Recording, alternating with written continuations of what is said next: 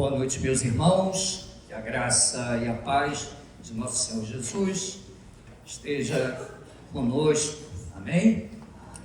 Eu gostaria de convidá-los a abrir a palavra de Deus.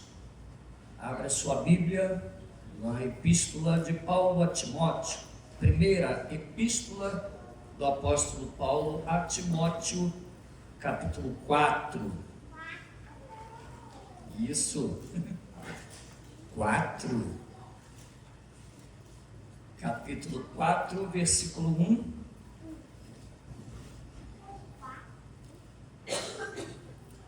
e também o 2. Ora, o Espírito afirma expressamente que nos últimos tempos alguns apostatarão da fé, por obedecerem a espíritos enganadores e a ensinos de demônios, pela hipocrisia dos que falam mentira e que têm cauterizado a própria consciência. Você vai viajar até o final da sua Bíblia, na Epístola de Judas.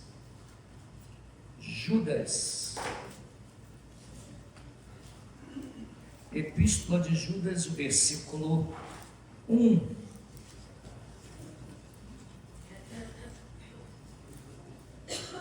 Até o versículo 4. Judas, servo de Jesus Cristo e irmão de Tiago, aos chamados, amados em Deus Pai e guardados em Jesus Cristo. A misericórdia, a paz e o amor vos sejam multiplicados. Amados, quando empregava toda diligência em escrever-vos acerca da nossa comum salvação, foi que me senti obrigado a corresponder-me convosco, exortando-vos a batalhardes diligentemente pela fé que uma vez por todas foi entregue aos santos. Pois certos indivíduos se introduziram com dissimulação, os quais, desde muito, foram antecipadamente pronunciados para esta condenação, homens ímpios que transformam em libertinagem a graça de nosso Deus e negam o nosso único soberano e Senhor, Jesus Cristo. Amém. Oremos. Senhor Deus e Pai, te louvamos, porque o Senhor é poderoso e o Senhor tem nos presenteado a cada dia com a Tua palavra. Te louvamos, ó Deus Filho, por tão grande salvação. E te exaltamos, ó Espírito Santo, por nos proporcionar entendimento e graça. Te louvamos, agora nos abençoa durante este estudo, nos dando discernimento, graça e unção para transmitir, mas também para aqueles que irão receber. Em nome de Jesus Cristo. Amém. Os irmãos podem se assentar.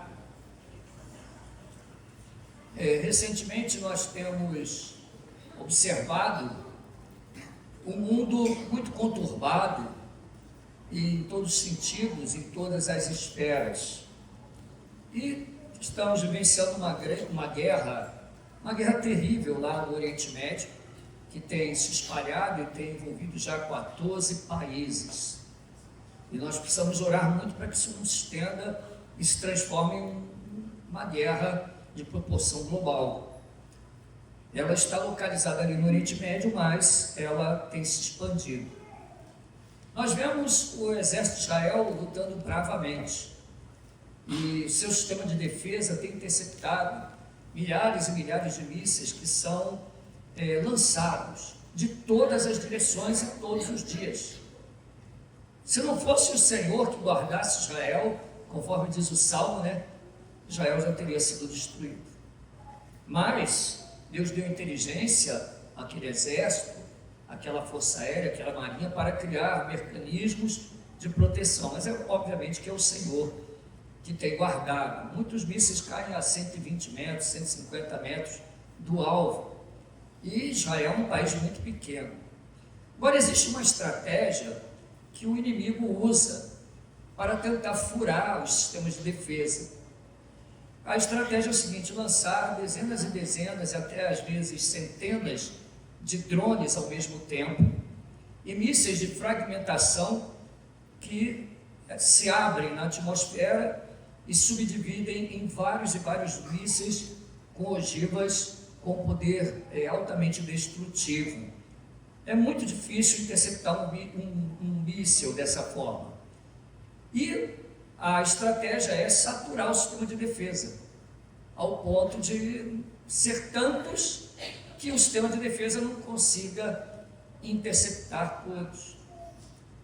O inimigo usa essas estratégias até no campo da batalha pela fé. Nós vemos que as heresias movidas pelo inimigo das nossas almas, elas existem desde a época da igreja primitiva. O apóstolo Paulo, ele adverte a Timóteo que nos últimos dias seriam tempos difíceis. Nós vemos aí, por exemplo, no capítulo 4, uma advertência quanto a isso. Judas, ele conclama os irmãos a batalhar pela fé. Ou seja, fazer apologética, né? Batalhar pela fé que de uma vez por todas foi entregue aos santos. A fé não muda. E fé ali naquele contexto é a suma, vamos assim dizer, daquilo que a gente crê. A palavra fé ali naquele contexto tem sentido, ou seja, aquilo que foi passado através, desde o Antigo Testamento até o Novo, em toda a linha de continuidade, a fé que fala das coisas que nós cremos. Nós devemos batalhar por essa fé. É interessante que nós vivemos uma época em que as pessoas parecem que esqueceram que a Bíblia nos exorta a fazer isso. Recentemente, um jovem está sendo processado pelo Ministério Público, né, por organizar culto em uma faculdade. Na verdade, foi denunciado, né? Ele vai ser levado até o Ministério Público, porque simplesmente ele decidiu com um grupo de irmãos da universidade fazer um culto. E era um culto sem barulho, sem microfone, onde eles se ajoelhavam, oravam, liam a Bíblia. E ainda há a esperança de alguns de ir para a universidade tentar fazer isso lá. É um ambiente hostil ao Evangelho hoje em dia, muitíssimo hostil. Então, nós somos convidados a batalhar.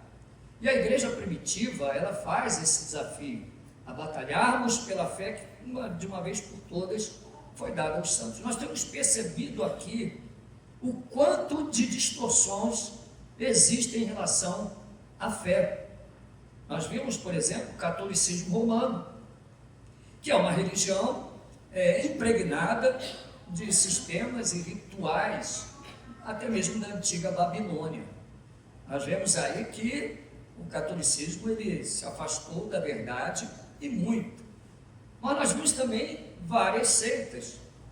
Existem as seitas que são denominadas, esquecemos até de falar sobre isso, seitas do Espírito Santo, entre aspas. São aquelas que têm uma aparência bem próxima da realidade, mas distorcem a forma do Espírito Santo agir.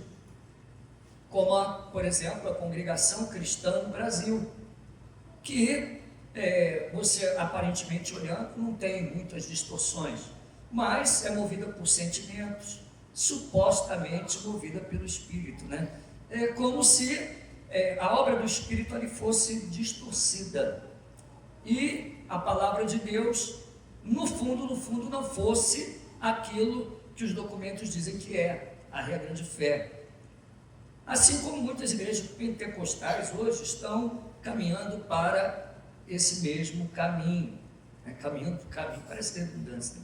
Mas caminhando para o mesmo alvo, para o mesmo destino. Nós começamos com pequenos desvios, né? Com a Congregação Cristã no Brasil. Estudamos aqui, por exemplo, o Adventismo do Sétimo Dia. Estudamos agora a Testemunha de Jeová, que é, na verdade, uma seita que ela já blasfema contra Deus. Ela blasfema contra Deus. Na última aula, nós falamos sobre as origens dos Testemunhos de Jeová. E eu quero dizer que esse estudo, por isso eu fiz essa introdução, nós temos que saber a verdade mas também conhecer um pouco do inimigo, principalmente a verdade, mas também um pouco do nosso adversário. E nós vemos que ele joga os seus mísseis de fragmentação, né? Em forma de adventismo, em forma de TJ, em forma de Mormon, de espiritismo kardecista e muitos outros. Tem muitas e muitas religiões e seitas que nós nem vamos tocar, senão vamos ficar aqui 3 anos pregando. Seixão Way, Meninos de Deus, Igreja Messiânica do Brasil, Maçonaria e muitos outros. Mas essas aqui já dá para você ter uma ideia de quão grave é esse assunto. E quanto é importante você estar aqui. Infelizmente, muitas pessoas até que se dizem reformadas, nem ouviram falar de TJ, nunca estudaram sobre isso, nem sobre Mormons, ou talvez Adventismo. Muitos namoram até com Adventismo, namoram com essas seitas, né? Sem saber que podem ter uma aparência bonitinha, mas não é nada bonitinho. Testemunhas de Jeová. Nós vamos falar um pouco sobre as testemunhas de Jeová. Já falamos sobre a sua origem. Nós vamos pegar aqui mais 2 aulas, para não estourarmos muito nosso tempo, mas algumas coisas aqui. Eu vou dar algumas indicações de livros para vocês, de obras. Desmascarando as Seitas, de Paulo Romero e Nathanael Rinaldi. Nathanael Rinaldi já faleceu, né? Trabalhou no Instituto Cristão de Pesquisas. Esse livro é um livro muito bom, ele tem várias publicações, né? Um livro antigo, já deve estar com outra capa, né? E fala bastante sobre seitas, sobre heresias. O Império das Seitas fala bastante sobre os TJs, esse é o volume 1 de Walter Martin. Seitas e Heresias é das Assembleias de Deus, de Raimundo de Oliveira. E esse livro que foi indicado até no Martin Butzer, é mais recente, é um livro mais novo, Religiões, Seitas e Heresias, né? Depois você pega o slide que fica melhor para você visualizar. Então são 4 indicações. Bom, afirmativas da Testemunha de Jeová. Vamos lá. Primeira, não existe trindade, tá? Então, TJ é uma seita diabólica, demoníaca. Ela, claramente, ela não é tão disfarçada quanto as outras. Eles dizem, afirmam claramente seus periódicos. Eu não vou citar aqui os periódicos, senão a gente vai gastar um tempão, tá? Mas a TJ afirma em suas publicações, em seus artigos, em seus folhetos de evangelização, que não há trindade. Inclusive eles dizem que no Antigo Testamento, tá, não tem trindade lá, não tem trindade. E no Novo Testamento eles dizem que Jesus, ele não é Deus, ele é uma criatura. Então, se não há trindade, então Jesus não é Deus. Por isso que eles afirmam que Jesus, não, isso é grave, irmão, porque disso aqui depende a sua salvação. Se Jesus não é Deus, ele não pode levar os seus pecados. Você está entendendo como é grave? A TJ diz que Jesus não é Deus, não tem trindade e Jesus não é Deus. Eles alegam que a palavra trindade não tem na Bíblia. Realmente não tem a palavra trindade, né? O nome da doutrina é doutrina da trindade. Mas a trindade, ela está na Bíblia. Assim como homilética não tem na Bíblia. Assim como hermenêutica não tem na Bíblia, nem exegese. E não tem a palavra organizações, que é uma palavra que o TJ usa muito em suas publicações, mas não tem na Bíblia a palavra organização. Organização, torre de vigília, não tem a palavra organização. A palavra trindade é o nome da doutrina, mas a trindade, ela está na Bíblia. Então, como não tem trindade, Jesus não é Deus. Agora, se ele não é Deus, ele é o quê? Aí você deve falar, então, é um homem. Quem falou que Jesus é um homem? Para os TJ, tá? Pelo amor de Deus. Se Jesus não tem trindade, Jesus não é Deus. Se ele não é Deus, ele é o quê? Gente, vocês estão com medo? É um homem comum? Não. É pior. Ele diz que Jesus é uma criatura, mais precisamente, eles dizem que Jesus é Miguel. Essa foi foda. Jesus é o anjo Miguel. Jesus é um anjo. Ele é uma criatura. Por quê? Eles têm que dizer que Jesus é forte, poderoso, mas é menor do que Deus. Eles dizem que Jesus é menor que Deus. Ele não é Deus. Então, ele diz que ele é um Deus, com letra minúscula. Então ele é um anjo, uma criatura. Ele é Miguel. Eu acho que vocês não sabiam dessa, né? Que Jesus é Miguel. Não é não, tá? Não é não, Miguel. Não é não. Miguel é um anjo, tá? É um arcanjo. Na verdade, é um arcanjo. E eles dizem que Jesus não morreu em uma cruz. Ele morreu numa estaca. Sabe aquela imagem do São Sebastião, preso, amarrado num pau e cheio de flecha? Então, aquela estaca, Jesus morreu assim, uma estaca. É as mentiras, tá? Do testemunho de Jeová. As criancinhas, ó, se as mentiras dos testemunhos de Jeová. A Bíblia é clara que Jesus morreu numa cruz, tá bom? Mas eles dizem, se baseia em quê? Aí eles tiram um texto do contexto. Maldito aquele que for pendurado no madeiro. Então é uma estaca, não é a cruz. E aí eles esquecem os trilhões de versículos, né, que Jesus leva a cruz, né, que ele carregou a sua cruz, esquecem tudo. E eles dizem que o Espírito Santo não é Deus. Blasfemam contra o Espírito. Não é Deus. E se o Espírito não é Deus, então tem que ser alguma coisa, né? Então o que o Espírito é? Para eles, o Espírito Santo é uma força ativa, hiperativa, radioativa, sei lá o que. É uma força ativa, uma energia, a energia de Deus, a força de Deus. Não, isso é grave. É grave.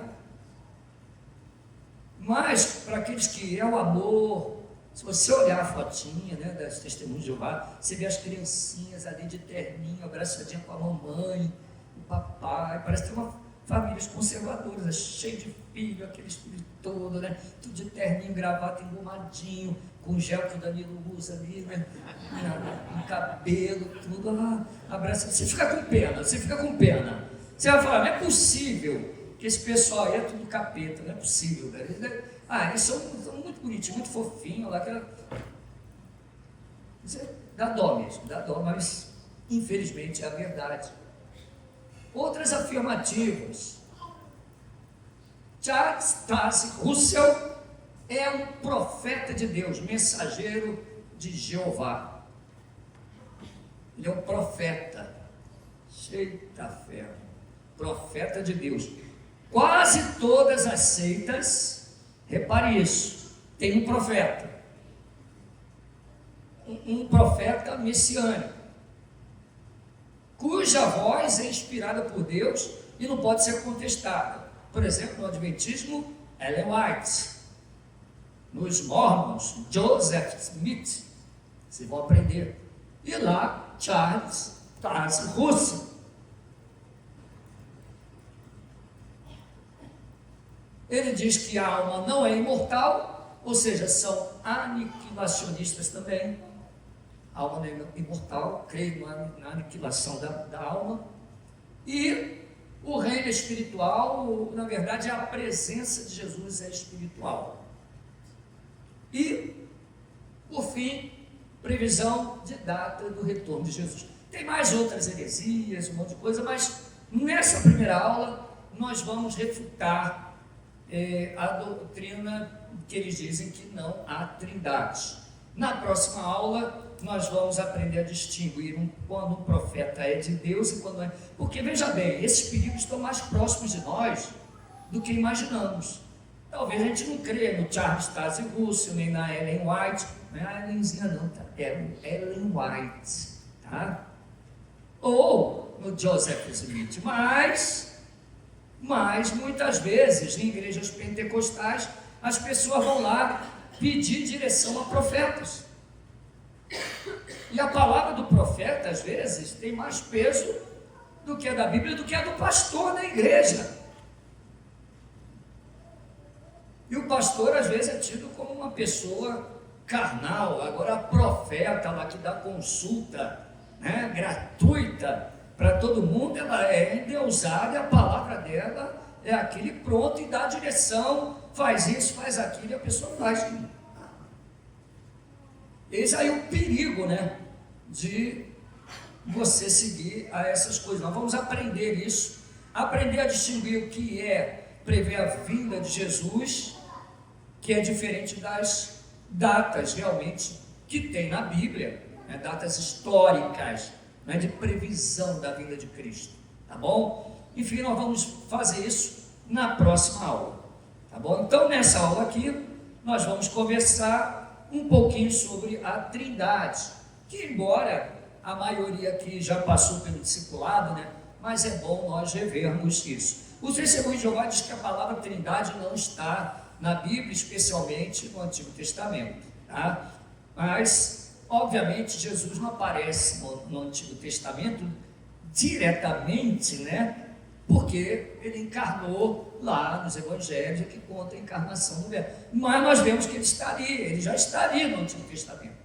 Jesus já está presente, tá? Bom, começa aqui no livro Bereshit, capítulo 1, versículo 1.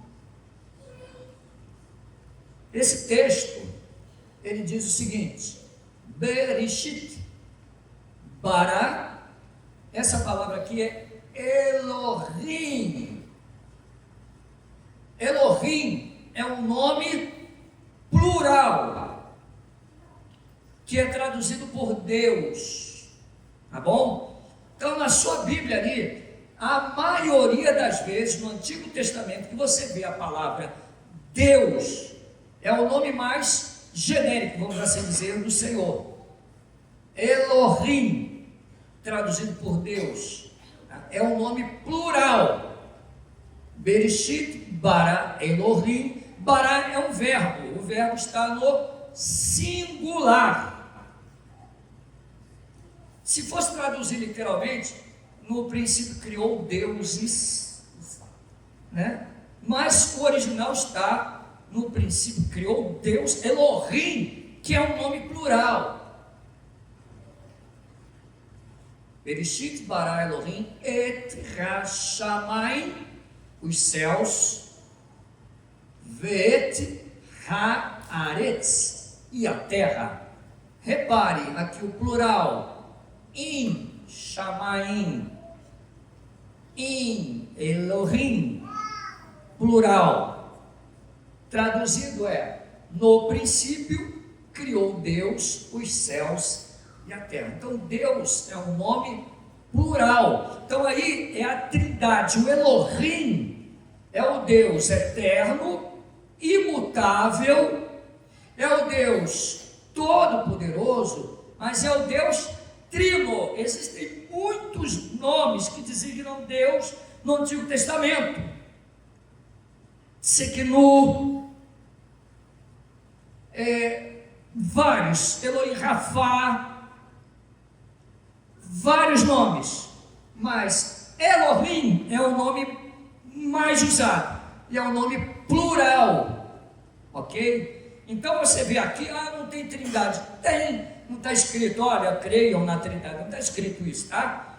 Os homens sistematizam as doutrinas que já estão na Bíblia. Então aqui, o verbo é singular, indicando que só tem um Deus, mas ele está no plural, indicando a trindade, Elohim.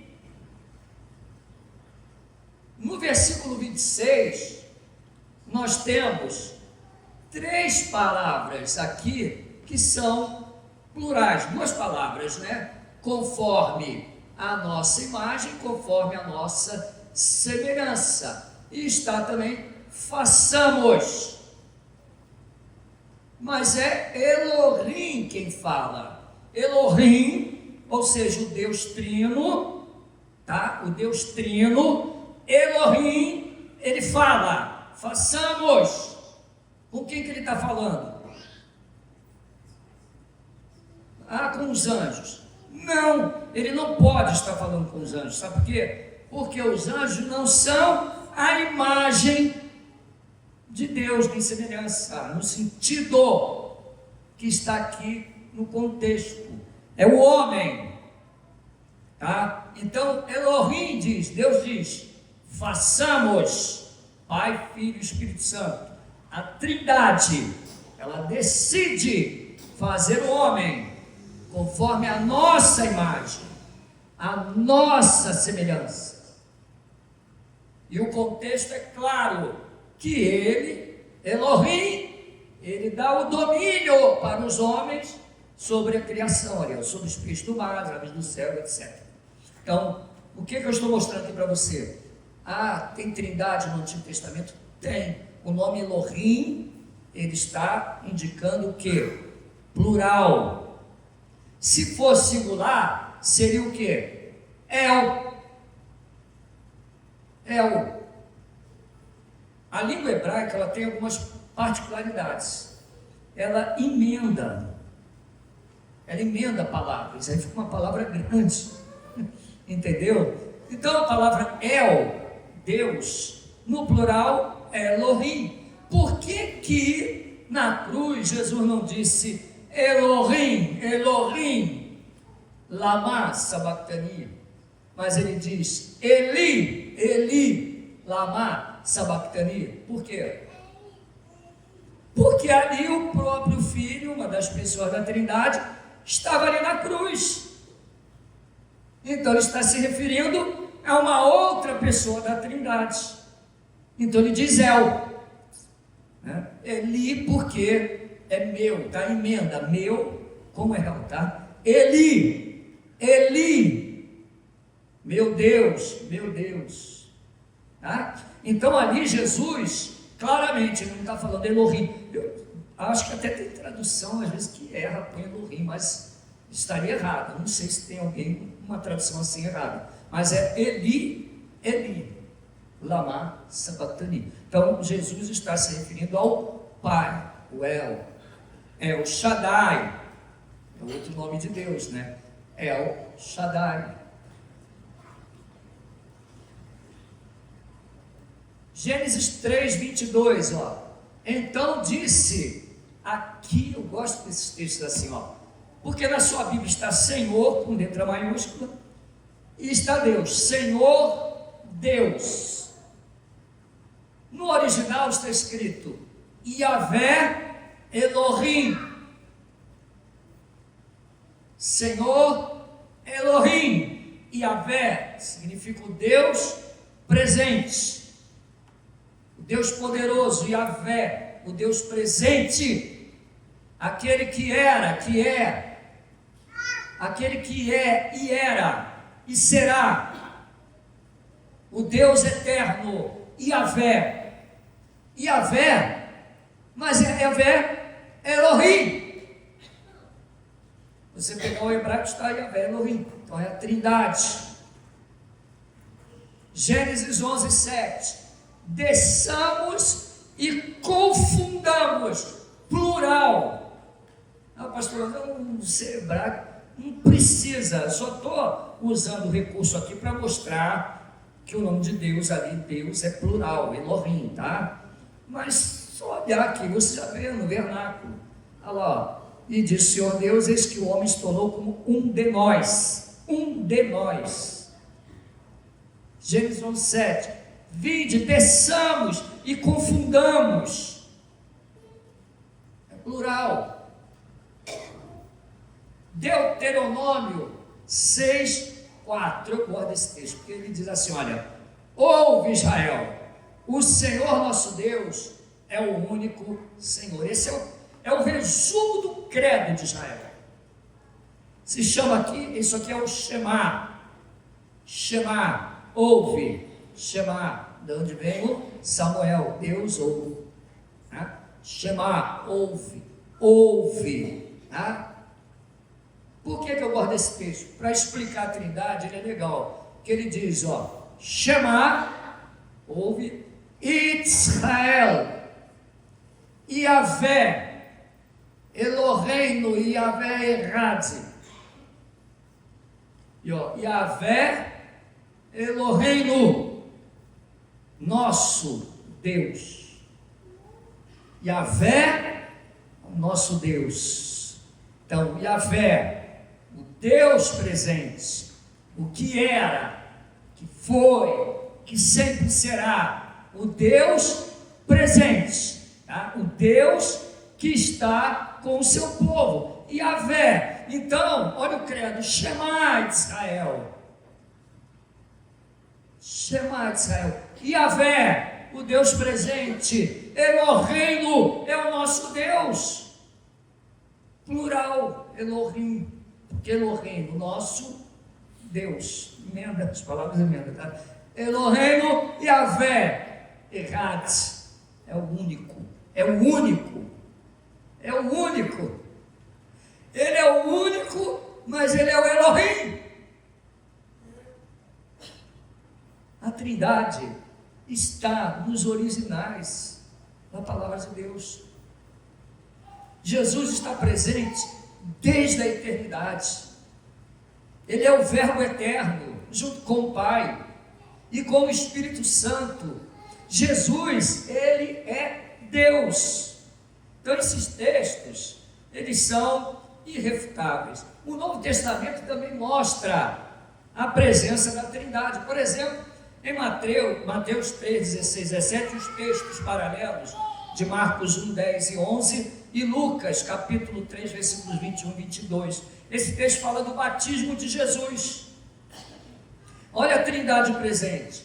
Batizado Jesus, saiu logo da água, e eis que se lhe abriram os céus, e viu o Espírito de Deus descendo como pomba, vindo sobre ele, e eis uma voz dos céus, que dizia: este é o meu Filho amado, em quem me compraz, ou seja, em quem me alegro.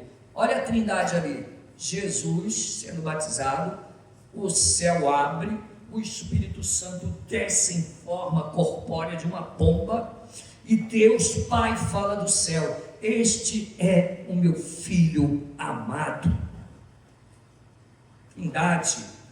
Trindade, na fórmula batismal, em Mateus 28, 19, ide, portanto, fazei discípulos de todas as nações, batizando-os em nome do Pai, e do Filho, e do Espírito Santo. Então, em todo batismo, o que você ouve? O pastor leva você a fazer a profissão pública de fé, e depois ele diz: eu te batizo em nome do Pai, em nome do Filho, em nome do Espírito Santo, em nome de Elohim. Eu te batizo, é a forma trinitária. Nós vemos a forma trinitária em todo culto. Em 2 Coríntios 13, 14, a graça do Senhor Jesus Cristo, o amor de Deus, o nosso Pai, a comunhão do Espírito Santo, sejam com todos vós. A Trindade na bênção do culto. 1 João 5, 7, pois três dão testemunho no céu: o Pai, a Palavra e o Espírito Santo, e estes três são um. O Pai, a Palavra e o Espírito Santo. Quem é a Palavra? O nome pelo qual ele se chama é Verbo de Deus. Irmãos, a verdade do Evangelho tem que ser repetida, dias e dias e dias. Paul Washer, ele fala isso. Quem já leu aquele livro Verdadeiro Evangelho? Um livretinho simples, mas nós vemos essa verdade. O Evangelho deve ser sempre pregado e repetido, para que a gente nunca esqueça. Eu me alegro sempre com essas verdades. João 1, de 1 a 3. No princípio era o Verbo estava com Deus. Lembra o Elohim? O Verbo estava com Deus, e o Verbo era Deus. Ele estava com Deus e é Deus. Ele estava no princípio com Deus. Jesus é eterno. Elohim é eterno. O Espírito é eterno. Façamos o homem. Eles existem antes de tudo. O único Deus, Yahvé. Subsistem 3 pessoas distintas: Pai, Filho e Espírito Santo. E ele estava no princípio com Deus. Todas as coisas foram feitas por intermédio dele. Sem ele nada do que foi feito se fez. Jesus é Deus, ele é o verbo divino. Só que este verbo, João 1,14, se fez homem, e o verbo se fez carne e habitou entre nós, cheio de graça e de verdade. Vimos a sua glória, glória como do unigênito do Pai. É o Filho único. Jesus é o Filho de Deus, é o único que é a expressa imagem do Criador. Colossenses fala muito sobre isso, sobre Cristo como a expressa imagem do Criador, o cabeça da igreja, sendo tudo feito por Ele, tendo autoridade sobre tudo. Cristo, Ele é o Emanuel. O Antigo Testamento, Isaías 7 diz, e Ele será chamado de Emanuel.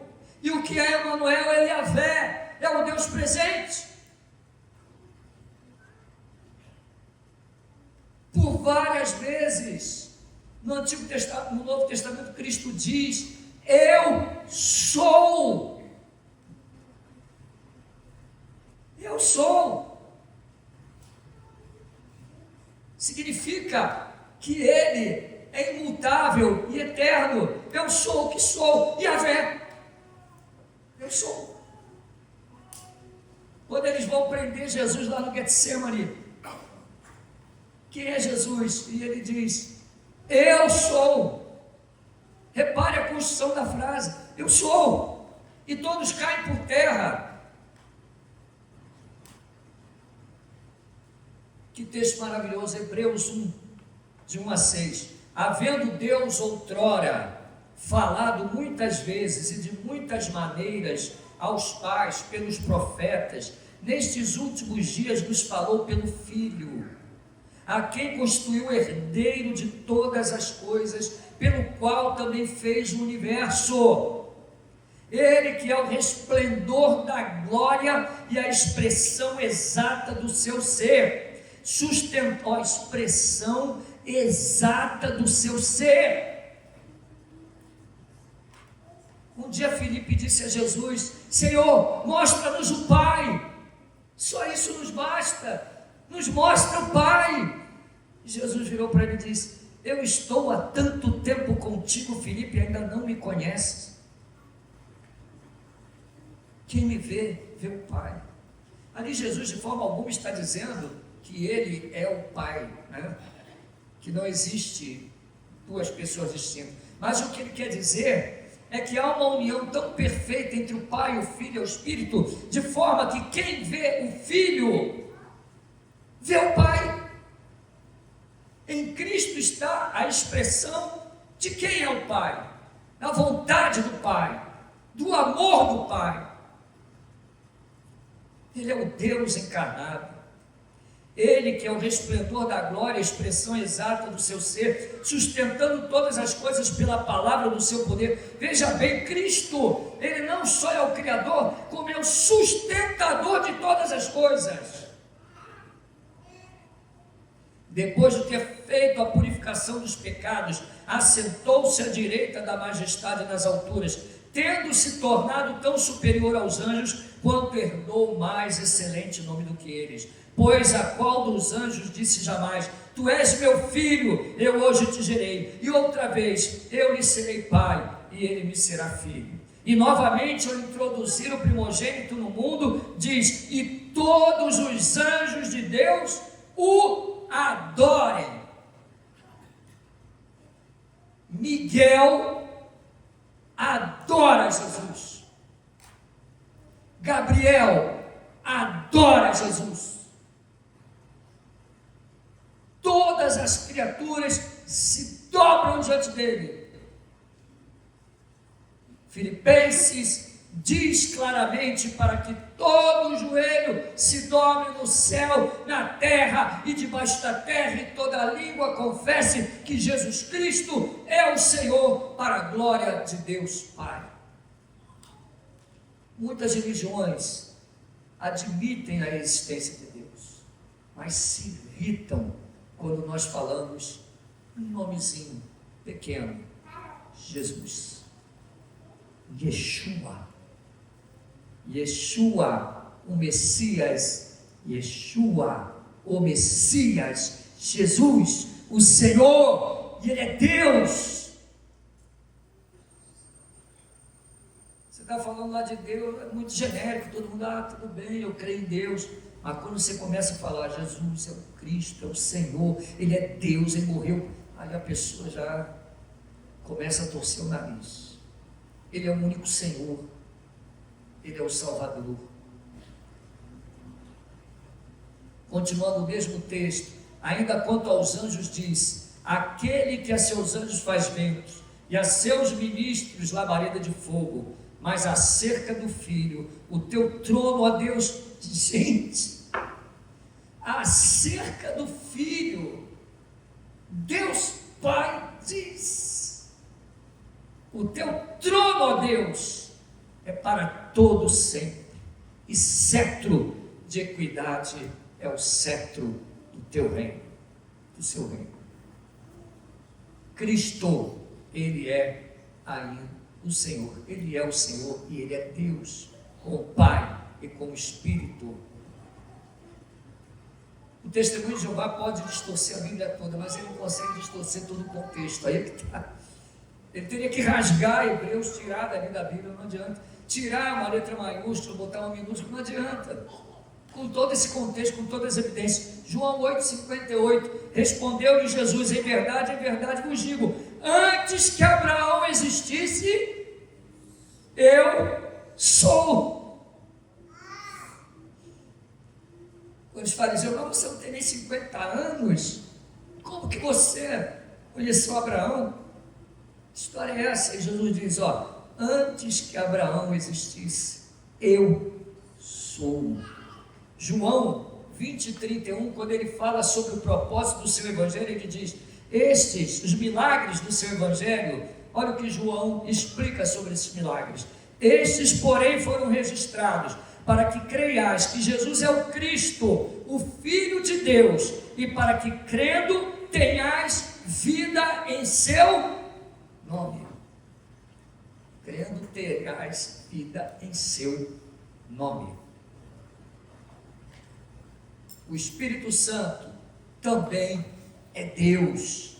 Ele é uma pessoa e é Deus. Se eu fosse escrever os textos, eu ia ficar com 50 slides aqui. Eu vou escolher apenas alguns aqui, olha. Por exemplo, alguém leia para mim aí Atos 8:29.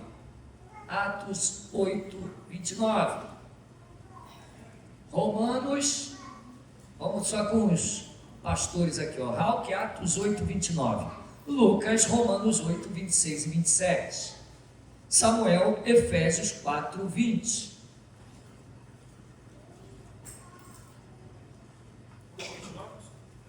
Halque, Atos 8:29. O Espírito Santo fala. Então disse o Espírito a Felipe: aproxima-te deste carro e acompanha. Então disse o Espírito. Então ele é uma pessoa e ele dá ordens. Aproxima-te deste carro. O Espírito Santo disse a Filipe, ele fala, ele intercede. Olha, Romanos 8:26 e 27, ele intercede. Também o Espírito, semelhantemente, nos assiste em nossa fraqueza, porque não sabemos orar como convém. Mas o mesmo Espírito intercede por nós sobremaneira, com gemidos inexprimíveis. E aquele que sonda os corações sabe qual é a mente do Espírito, porque segundo a vontade de Deus é que ele intercede pelos santos. É interessante você saber que às vezes você ora alguma coisa, você fala alguma coisa com Deus, você pede alguma coisa com Deus, mas o Espírito, ele conhece a vontade de Deus. O Espírito é Deus. E ele sonda também o seu coração. E ele intercede por você. Por isso que às vezes você está pedindo uma coisa e me parece que aconteceu outra que você não pediu. Mas na verdade ele está ouvindo a sua oração. E ele está intercedendo por você. E Deus está te dando o melhor. Você sabia a história de Santo Agostinho? Que a mãe dele orava por ele, orava pela conversão dele. Ele era terrível. Aí de repente ele vai embora para outra cidade. Aí a mãe dele, puxa vida, parece que deu tudo errado. Eu orando, mas ficou pior ainda. Mas lá ele conhece Ambrósio. E aí ele se converte. Ou seja, Deus, ele ouviu a oração da mãe dele. Mas não era como ela pensava que ia ser. O Espírito, ele intercede. Ele é soberano também. Amém? Ele é soberano. Deus, Elohim, ele é soberano. Ele é o Deus presente, ele intercede por nós. Ele se entristece. Efésios 4:20. 4, perdão, eu botei 20, ele é 30, tá? E não entristeçais o Espírito de Deus, no qual fostes selados para o dia da redenção. 4:30. E não entristeçais o Espírito de Deus. Ele fica triste. E ele nos selou, não está escrito aí? Não entristeçais o Espírito de Deus. Como é que é? Efésios 4:30? É 30, tá? E não entristeçais o Espírito de Deus, no qual fostes selados para o dia da redenção. Para o dia da redenção. Ele é que sela a gente. Sabe o que é o selo? É a garantia de propriedade, de que você pertence a Deus. É o sinal, é a marca de que você pertence a Deus. Aí você tem até uma pistazinha, né? O negócio da marca da besta, não tem marca nenhuma de ferro na sua testa. Você tem o sinal do Espírito na sua vida. Você está selado pelo Espírito. O que garante a sua redenção é que você é do Senhor. O Espírito Santo garante a sua redenção. Ele dá ordens. Atos 16, 6 e 7, pastor Luciano. E, percorrendo a região frígia e Gálatas, tendo sido impedidos pelo Espírito Santo de pregar a palavra na Ásia, defrontando Mísia, tentavam ir para Bitínia, mas o Espírito de Jesus não o permitiu. Olha só, tem horas que ele é chamado Espírito de Yahvé, tem horas que ele é chamado Espírito de Jesus, tem horas que ele é chamado Espírito Santo, tá? Mas repare, Paulo queria pregar em um lugar, ele foi impedido de pregar naquele lugar por quem? O Espírito Santo. Cuidado, porque muitas vezes você acha que é Satanás, né?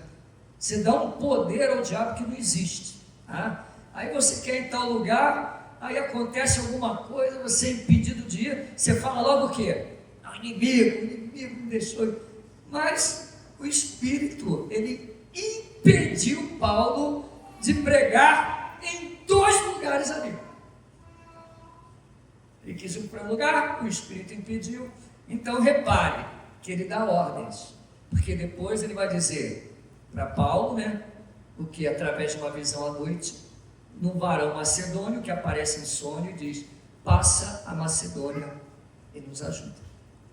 E aí Paulo entendeu que era para onde o Espírito queria que ele fosse pregar. Então muitas vezes, pela soberania de Deus, o Espírito não quer que a gente pregue em um lugar. Sabe aquela vez que você está insistindo, eu vou em tal lugar, mas parece que alguma coisa não está deixando, não vai. E você, às vezes, quer ser mais santo, você quer ir, mas Deus não vai. E às vezes é o Senhor, às vezes Ele quer que você pare, então, e ore. E aí daqui a pouco Deus conduz você para onde Ele quer que você vá. Foi isso que Ele fez aí, Atos 13, 2. Servindo eles ao Senhor e jejuando, disse o Espírito Santo: separai-me agora Barnabé e Saulo para a obra a que os tenho chamado. Glória a Deus. Quem separou Barnabé e Saulo para a missão. O Espírito Santo, eles jejuaram e oraram, e o Espírito Santo falou: separai Paulo e Barnabé. Louvado seja o Senhor. Ele tem vontade. 1 Coríntios 12, 11. Ele tem vontade. Raul. 1 Coríntios 12, 11. Mas um só é o mesmo Espírito que realiza todas essas coisas, distribuindo-as como lhe apraz, a cada um individualmente. Ou seja, conforme a sua vontade, o Espírito Santo distribui dons à igreja. Quem distribui os dons? O Espírito de Deus no meio da igreja. Ele ama. Romanos 15, 30. O Espírito Santo ama. Isso tudo só uma pessoa faz, né? Ele não é uma força radioativa, elétrica, sei lá. Não é, não. Atômica, não é. Energia, Pokémon, não é nada disso, não.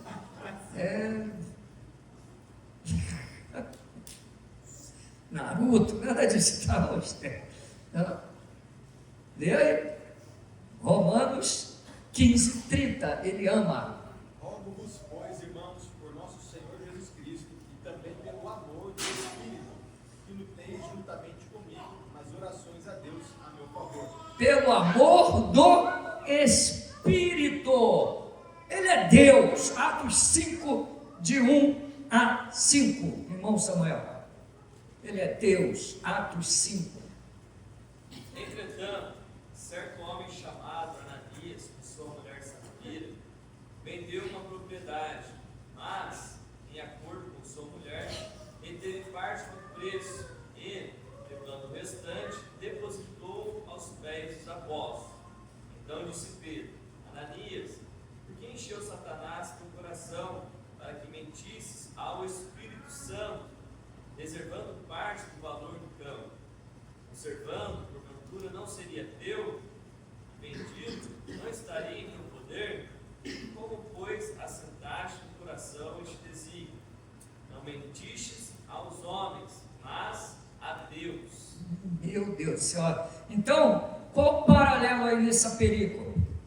Mentir para o Espírito é mentir para Deus. Agora um parênteses, né? Aproveitando o gancho, né?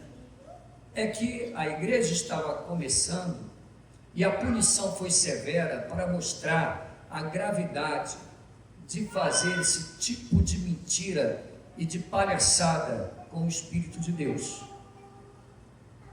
Se Deus fosse agir da mesma forma, quantos de nós seriam fulminados? Olha o que o casalzinho sem vergonha fez, né? Eles tinham, vamos supor, um terreno, uma propriedade, vamos lá, tinha um galpão, sei lá o quê, e aí eles resolveram vender. Só que no capítulo anterior, tinha um camarada chamado Barnabé. E esse Barnabé, o apelido dele na igreja foi Filho da Consolação. Que homem! E Barnabé pegou tudo que ele tinha, vendeu e deu para os apóstolos e entregou. E ele fez isso por amor, não foi para aparecer. Aí Ananias e Safira, quando viram aquilo, eles tinham grana, tinham negócio, eles venderam uma propriedade. Só que em casa eles falaram: olha, puxa vida, eu vou traduzir na linguagem hoje. É 1,5 milhão. Cara, é muito caro isso aqui, não vamos dar isso tudo não. Vamos dar o dízimo, isso aqui 1,5 milhão a 150 mil reais. Não vamos fazer isso não. Vamos falar que a gente vendeu por 10 mil, né? E aí a gente fala que está doando tudo. Olha que bonito, né? E aí a gente aparece, que nem o Filho da Consolação fez, né? Então a gente dá também, né? Aí eles foram lá, tudo bacana, estão dando, eles não estão dando? Sim, eles estavam dando. Mas para que usar de engano, né? Aí chega lá e Pedro: ô Ananias, quanto era a propriedade sua? 10 mil, Pedro. Pedro, diz para ele, né? Ananias, por que você colocou isso no seu coração? A propriedade não era sua, o dinheiro não era seu, o terreno não era seu.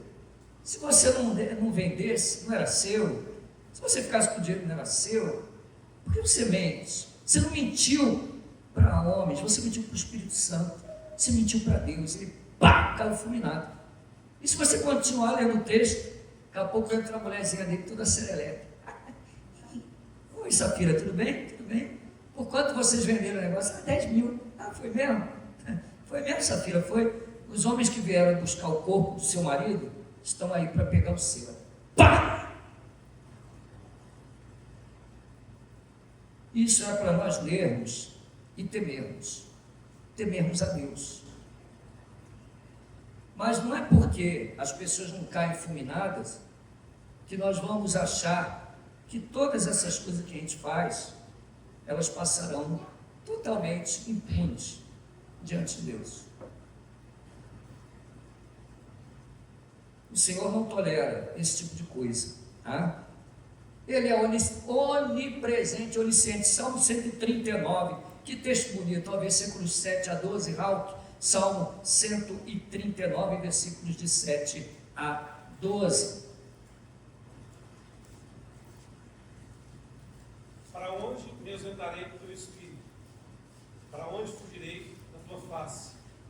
Se suba aos céus, lá estás. Se faça minha cama no mais profundo do abismo, lá estás também.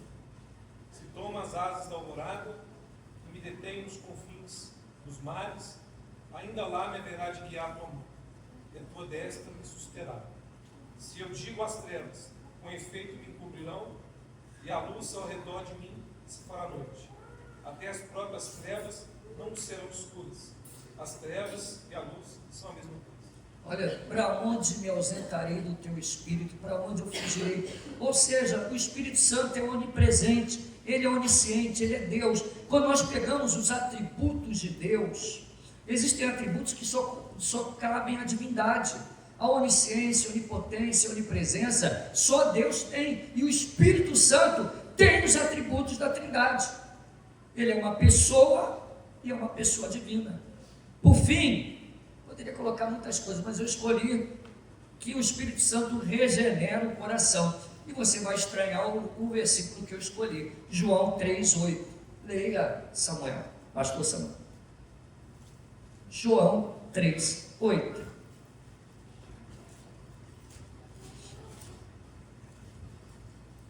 O vento sopra onde quer, ouves a sua voz, mas não sabes de onde vem, nem para onde vai. Assim é todo aquele que é nascido do Espírito. Amém. Mas por que o Senhor escolheu esse versículo para falar do Espírito Santo e associou com a regeneração? Ali o contexto é Nicodemos, e Jesus está falando sobre o novo nascimento. Ele está dizendo a Nicodemos, necessário é nascer de novo. E Nicodemos pergunta, mas como que o homem pode nascer de novo? Ele vai voltar para o ventre da mãe dele? Como é que é isso? E Jesus diz, não, Nicodemos, nada disso. É quem não nascer do Espírito. Quem nasce da carne é carne, quem nasce do Espírito é Espírito. Por isso que eu disse, importa-vos nascer de novo. Então ele está falando que nascer do Espírito é o nascimento que é produzido pelo Espírito Santo. Se você nasceu de novo, ou seja, se você se converteu, porque a conversão está ligada à regeneração do coração. As duas coisas estão intimamente ligadas, de forma que ninguém é convertido se não nasce de novo. E ninguém nasce de novo e não se converte. Então, a regeneração é uma obra do Espírito. É isso que Jesus está falando para Nicodemos. Quem não nascer do Espírito não pode ver o reino e não pode entrar no reino. Não vê o reino e não entra. E aí Jesus diz, o Espírito, o vento sopra onde quer. Qual foi a pergunta? Como pode nascer de novo? Tem que nascer do Espírito. Aí Jesus diz o quê? O vento sopra onde quer. não sabes de onde ele vem nem para onde ele vai. Assim é aquele que nasce do Espírito. Então, a comparação paralela aí é o quê? O vento e o Espírito. Essa metáfora aí Jesus está usando para mostrar o quê? Que o Espírito Santo é aquele que regenera e ele é soberano. Aí é a eleição, ele é soberano na salvação. O Espírito sopra aonde ele quer. A lógica é essa. O Espírito Santo, ele sopra no coração de quem ele quer. Então, a obra de regeneração, ela é do Espírito Santo. Então, meus irmãos, nós vemos aí que a Trindade, ela está na Bíblia, ela está nos originais, ela está no Antigo Testamento, ela está no Novo Testamento, ela está nos nomes de Deus. Nós vemos aí que Jesus é Deus, ele não é anjo. Nós vimos aí no texto de Hebreus, Jesus não é um anjo, ele não é uma criatura, ele é Senhor, ele está desde o princípio, e o Espírito Santo está desde o princípio. A terra era sem forma e vazia, e o Espírito pairava sobre a face do abismo, o Espírito Santo presente na criação. Embora eu citei o texto de que o Espírito regenera o coração, em todas as obras, as pessoas da Trindade estão juntas. Na salvação, Pai, Filho e Espírito, em todas as obras, a Trindade age junto. Amém? O Pai envia o Filho morre na cruz, o Espírito é aquele que abre seus olhos para ver. Entenderam isso, irmãos? Amém? Não há dúvida sobre a Trindade. Portanto, os testemunhos de Jeová, eles cometem loucura quando eles negam a Trindade. Eu poderia colocar aqui alguns argumentos lógicos. Por exemplo, é necessário que exista a Trindade. Vamos raciocinar aqui, isso é um argumento filosófico, tá? Lógico. Por quê? Somente Deus, tá? Somente Deus é imutável. Preste atenção, isso aqui é meio complicado, tá? Somente Deus é fácil também, não é complicado, não é fácil. Deus é imutável, todos concordam, amém? Deus é autossuficiente, sim ou não? Só tem um ser autossuficiente, quem é? É Deus. Os anjos não são autossuficientes, os homens não são autossuficientes, só Deus é autossuficiente. E por que essa questão, ela obrigatoriamente nos leva à Trindade? Porque se Deus não fosse um Deus trino, ele necessitaria de algo fora dele, entendeu? Na essência de Deus, no ser de Deus, tá? Ele não precisa criar alguém para amar ele, porque ele está carente de amor. Por quê? Porque o Pai ama o Filho ama o Pai ama o Espírito ama o Pai ama o Filho, o Espírito ama o Filho, e eles se amam eternamente. Em seu ser, no ser de Deus, existe tudo suficiente.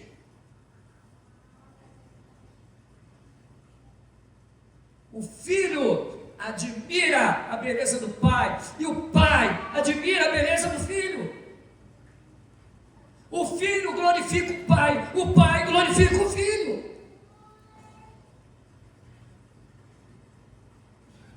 O Espírito glorifica o Pai e o Filho. Então Deus não precisa de ninguém. Por que Alá não existe? Alô? Meus irmãos, Alá não existe, sabe por quê? Porque Alá não é um Deus trino, então ele precisa de algo. Ele precisa de algo, ele não é suficiente, ele precisa de algo. O Deus trino, ele não precisa de nada, porque em sua essência, ele tem tudo. Ele tem tudo. Então, o Deus não ama, Ele é amor. A sua essência é amor. A sua essência é bondade. A sua essência é santidade. A sua essência é justiça.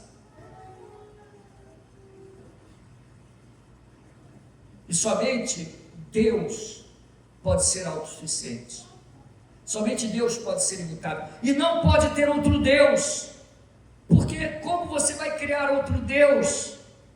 Esse Deus seria criatura e não Deus. Você está entendendo isso? Eu quero finalizar com o último argumento. Nós vimos nas Escrituras, eu poderia citar muitos e muitos e muitos textos, aí a aula ia ficar um pouco maçante, mas falamos aqui também de algumas coisas pertinentes à Trindade, mas vamos um pouco também à história, os credos ecumênicos.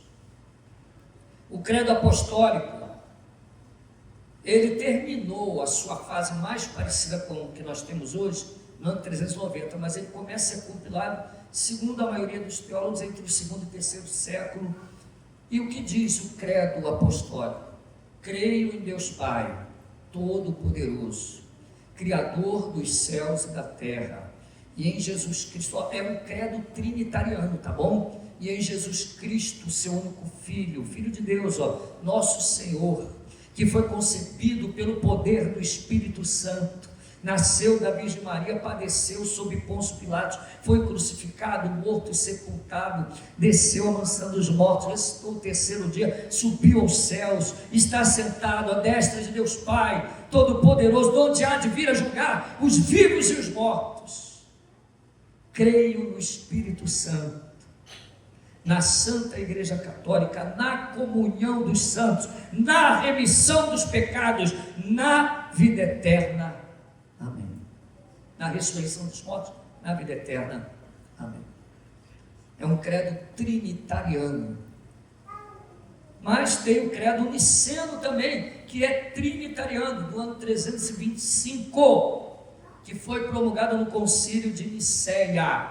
Também tem, esse é o niceno, né, 325, tem o credo niceno-constantinopolitano em 381, e tem o credo de Atanásio no ano 500, mais ou menos, depois de Cristo. Tá? Esse credo, eu vou colocar ele aqui, e nós vamos encerrar a aula com esse credo. Olha só, 40 artigos esse credo. Começa assim: todo aquele que quer ser salvo, antes de tudo deve professar a fé católica, ali, universal, tá? A fé da igreja. Quem quer que não conserve na íntegra e inviolada, sem dúvida perecerá eternamente. E a fé católica, ou seja, a fé cristã universal, consiste em venerar um só Deus na Trindade. E a Trindade na unidade, sem confundir as pessoas e sem dividir a substância. Ou seja, um Deus. Isso aqui deixa o pessoal que estuda personalidade louquinho, né? Que é um só Deus. Ah, tem 3 pessoas. E a Trindade na unidade, sem confundir as pessoas e sem dividir a substância.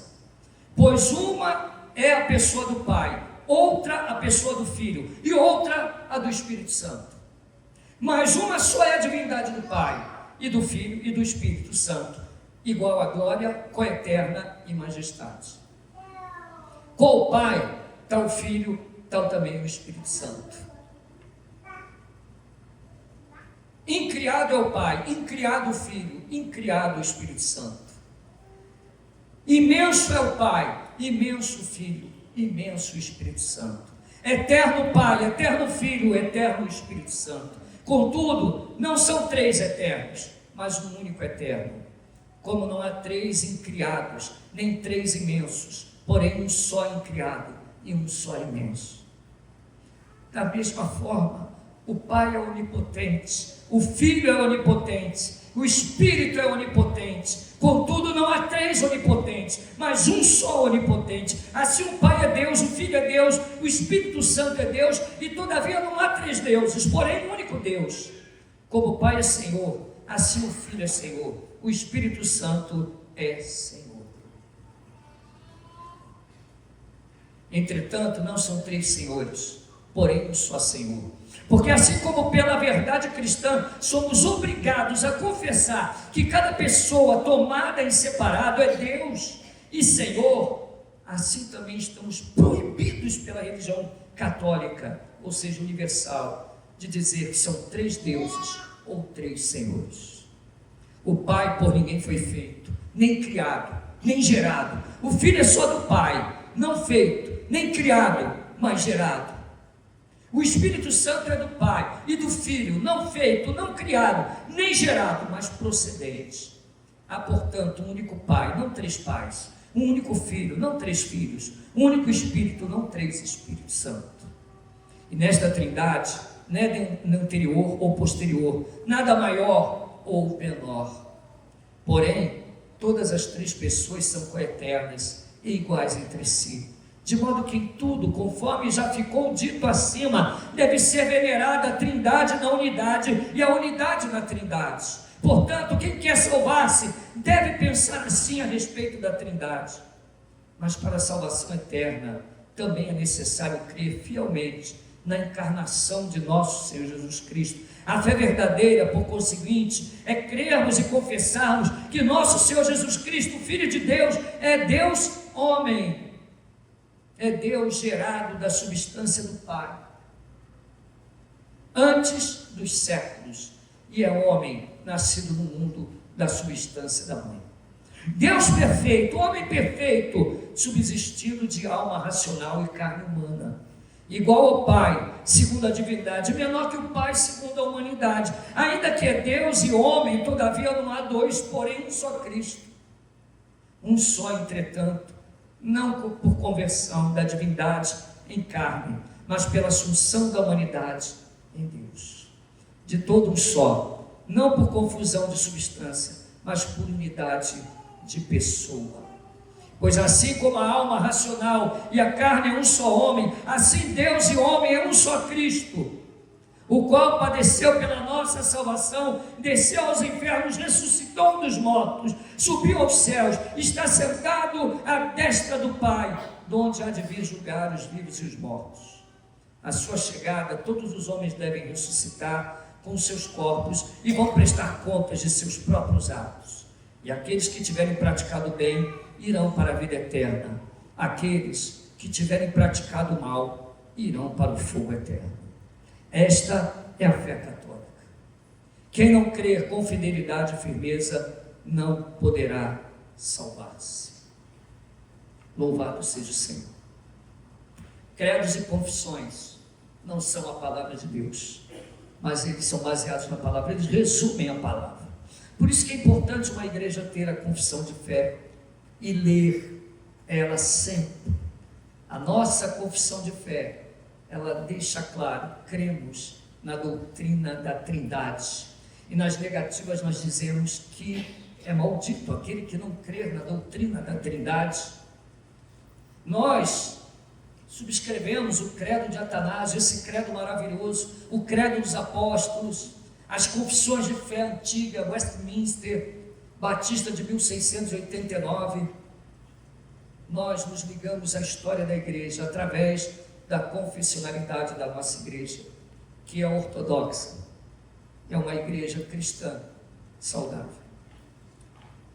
É interessante que essa confissão de fé, esse credo, ele combateu o arianismo. Muitos credos trinitarianos serviram para combater a heresia de Ário, um bispo maldito que não cria na Trindade. Por isso, eu deixo claro aqui, encerrando a aula, que a seita Testemunho de Jeová, ela é chamada de seita ariana. Por que ela é uma seita ariana?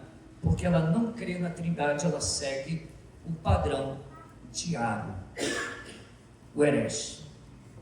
Que Deus nos guarde dessas heresias. Concluímos mostrando que a Trindade ela é uma doutrina bíblica, está estampada nas Escrituras. Na próxima aula, nós vamos aprender como distinguir um profeta verdadeiro do falso. Isso serve para todo, não só para os testemunhos de Jeová, mas para outras seitas e também para o nosso próprio meio. Tá? Aprenderemos também, né? Reafirmaremos que Jesus morreu na cruz, afirmaremos novamente sobre o pecado de tentar deduzir datas para a vinda de Cristo. Isso é um pecado sério e grave também. Amém?